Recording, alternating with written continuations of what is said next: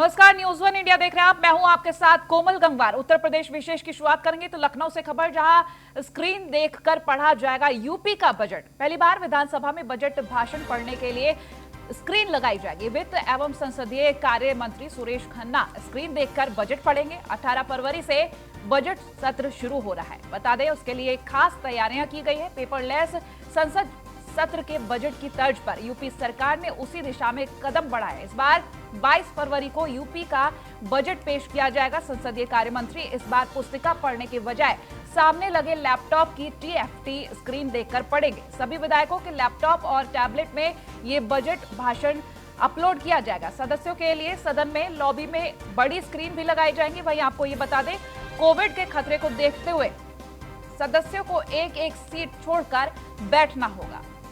तो जो लैपटॉप और टैबलेट में बजट देकर पढ़ा जाएगा, इसके लिए पहले ही ट्रेनिंग दी गई है और बकायदा इस ट्रेनिंग में सारी तैयारियां अच्छे से की गई और सभी कुछ सिखाया गया। साथ ही साथ आपको ये बता दें, ये पहली बार ऐसा होने जा रहा है कि बजट स्क्रीन पर देखकर पढ़ा जाएगा। तो यूपी का बजट 22 फरवरी को इस बार पेश किया जाएगा। तो पेपरलेस संसद सत्र के बजट की तर्ज पर यूपी सरकार ने इस दिशा में कदम बढ़ाए और ये पहली बार होगा कि स्क्रीन पर देखकर ये बजट पेश किया जाएगा और पढ़ा जाएगा। तो साथ ही साथ आपको ये खबर आपको पहुंचा रहे हैं कि जिस तरीके से बजट सत्र शुरू होगा, इसकी तैयारियां पहले से थी और स्क्रीन देखकर पढ़ा जाएगा यूपी का बजट। इसकी तैयारियां पहले से, बता दें, जो ट्रेनिंग दी जा रही थी पहले ही वो ट्रेनिंग में तय कर दिया गया था कि ताकि बजट सत्र जब शुरू हो तो किसी भी तरीके की कोई कमी ना हो और स्क्रीन लगाई जाएगी। तो बड़ी स्क्रीन देखकर यहां बजट पेश किया जाएगा।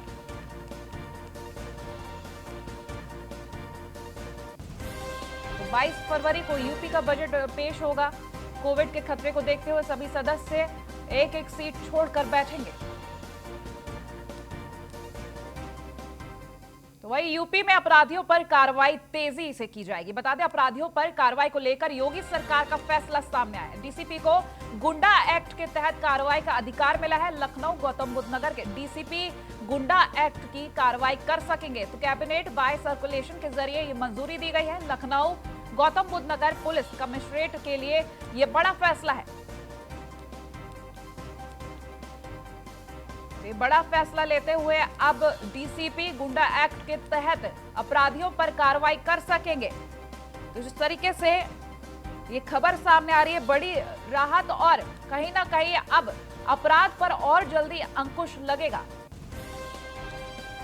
यूपी में अपराधियों पर तेजी से कार्रवाई करने के लिए ये कदम, अपराधियों पर कार्रवाई को लेकर योगी सरकार का ये बड़ा फैसला सामने आया। डीसीपी को गुंडा एक्ट के तहत कार्रवाई के अधिकार मिल गए हैं। तो लखनऊ गौतम बुद्ध नगर के डीसीपी गुंडा एक्ट की कार्रवाई कर सकेंगे। कैबिनेट बाय सर्कुलेशन के जरिए यह मंजूरी दी गई है।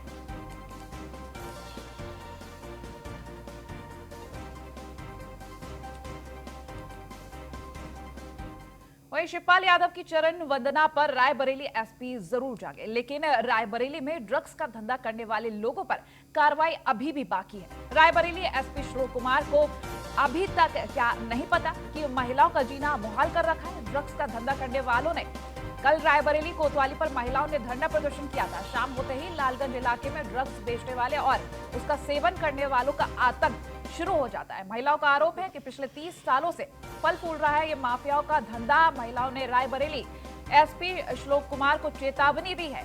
कहा है कि अभी तो धरना दिया है कोतवाली पर, आगे आपकी चौखट पर न्याय के लिए आएंगे। इलाके के पुलिस क्षेत्र अधिकारी कहते हैं, मामला संज्ञान में आया तो जांच की जाएगी।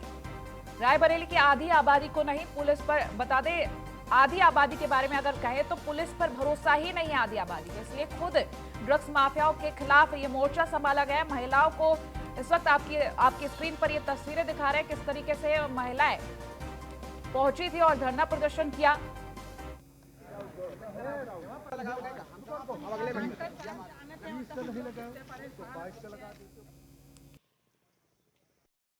ये लालगंज थाना अंतर्गत ग्राम मदैया का पूर्वा है, जहाँ की ये शिकायत थी।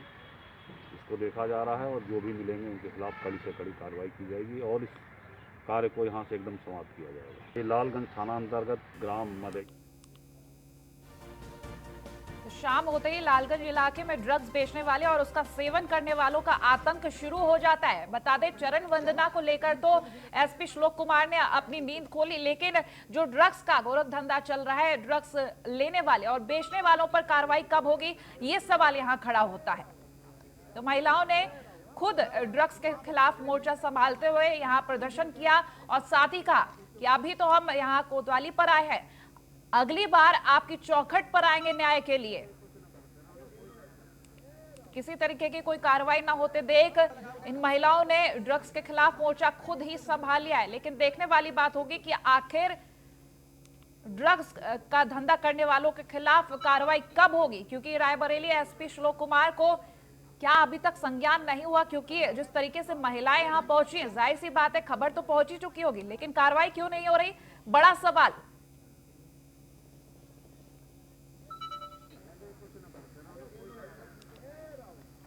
तो बीते कल जिस तरीके से सीओ सिटी ने शिवपाल यादव के पैर छुए, उसको लेकर एक्शन लिया रायबरेली एसपी श्लोक कुमार ने, उसकी तारीफ जरूर की गई। लेकिन आज जो सवाल खड़ा होता है, ड्रग्स बेचने वाले और सेवन करने वाले ड्रग माफियाओं के खिलाफ कब कार्रवाई होगी, क्योंकि आए दिन लोगों को परेशानी होती है और कोई कार्रवाई ना होता देख यहाँ पर इन महिलाओं ने मोर्चा संभाला है ड्रग्स के खिलाफ। यहाँ जो लोग ड्रग्स लेते हैं और बेचते हैं, उनके खिलाफ इन महिलाओं ने मोर्चा संभाला है, कोतवाली पहुंचकर यहाँ धरना प्रदर्शन किया है और साथ ही उन्होंने कहा कि आज तो हम यहाँ आए हैं, कल अगर न्याय नहीं मिला तो आपकी चौखट पर आएंगे। क्या वाकई में एसपी श्लोक कुमार को अभी तक नहीं पता कि यहाँ ड्रग्स जो बेचते हैं उन्होंने सभी का जीना मुहाल कर रखा है। खबरों में आगे बढ़ेंगे तो मुख्यमंत्री अभ्युदय योजना का शुभारंभ हो चुका है। बताते सीएम योगी ने योजना का शुभारंभ किया है। 16 फरवरी से प्रदेश के सभी मंडल स्तर पर शुरू होगी कोचिंग की पढ़ाई। तो सीएम योगी के निर्देशों पर बसंत पंचमी से पढ़ाई शुरू हो जाएगी। वहीं आपको ये भी बता दें कि प्रतियोगी छात्रों को निःशुल्क स्तरीय कोचिंग पाने का सुअवसर दिया गया है अभ्युदय योजना के तहत। तो प्रतियोगी परीक्षाओं की छात्र छात्राएं तैयारी कर सकेंगे। इस तरीके से ये खबर आपको बता रहे हैं, 16 फरवरी से शुरुआत हो जाएगी इस निःशुल्क कोचिंग की। तो तैयारी कर सकेंगे छात्र, निःशुल्क आईएएस पीसीएस की गाइडेंस देंगे। ऑनलाइन ऑफलाइन मोड में पढ़ाई की जाएगी। तो मंडल स्तर पर अभ्युदय कोचिंग सेंटर खुलेंगे, पहले मंडल फिर जिले में भी अभ्युदय कक्षाएं चलेंगी। तो चरण में चयनित हुए हैं 50,192 छात्र। 4 दिन में 4,84,000 से अधिक छात्रों ने पंजीकरण कराया। बता दें कि पहले चरण में 4,84,852 छात्रों में से 50,192 छात्रों का चयन ऑफलाइन क्लास के लिए किया गया है। तो अभ्युदय योजना का शुभारंभ हो चुका है उन छात्रों के लिए जो किन्हीं कारणों के चलते अपने सपनों को पंख नहीं लगा पाते। बता दें, अब निःशुल्क कोचिंग की शुरुआत 16 फरवरी से हो रही है। बता रहे कोचिंग की पढ़ाई 16 फरवरी से शुरू हो जाएगी। प्रतियोगी छात्रों को निःशुल्क स्तरीय कोचिंग पाने का सुअवसर दिया जा रहा है। ये सीएम योगी आदित्यनाथ के निर्देशों पर क्लासेस शुरू हो जाएंगी। जिस तरीके से क्लासेस शुरू होंगी ऑनलाइन ऑफलाइन मोड पर उन्हें पढ़ाया जाएगा। तो छात्रों के लिए ये सुअवसर अभ्युदय कोचिंग सेंटर चलाया जाएगा। वहां तमाम जो प्रतियोगी परीक्षाएं हैं उनकी गाइडेंस दी जाएगी। तो योजना में पहले चरण में 50,192 छात्र चयनित हुए हैं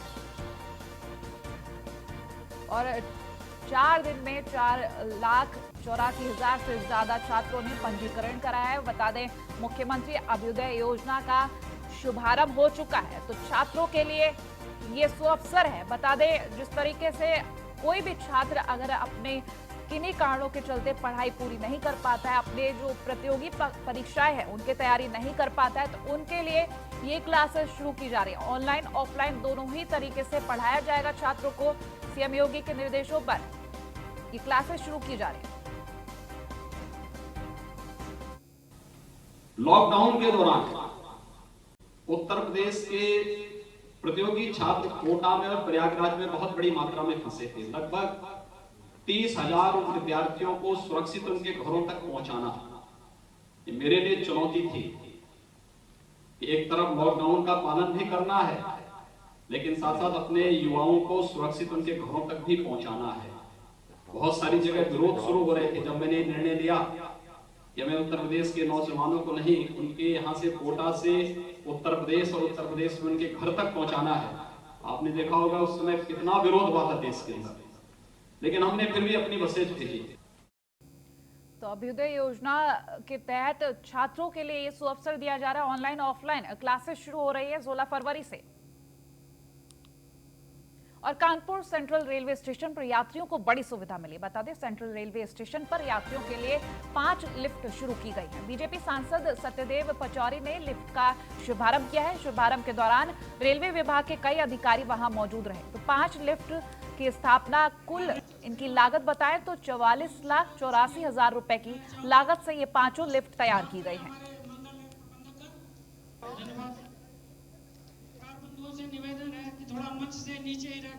कानपुर सेंट्रल रेलवे स्टेशन पर यात्रियों को ये बड़ी सुविधा दी गई। 5 लिफ्टों का यहां पर शुभारंभ किया गया है। बता दें, तस्वीरें उस वक्त की दिखा रहे हैं आपको। बीजेपी सांसद सत्यदेव पचौरी ने लिफ्ट का शुभारंभ किया। 5 लिफ्ट यात्रियों के लिए बड़ी सुविधा यहां पर साबित होंगी।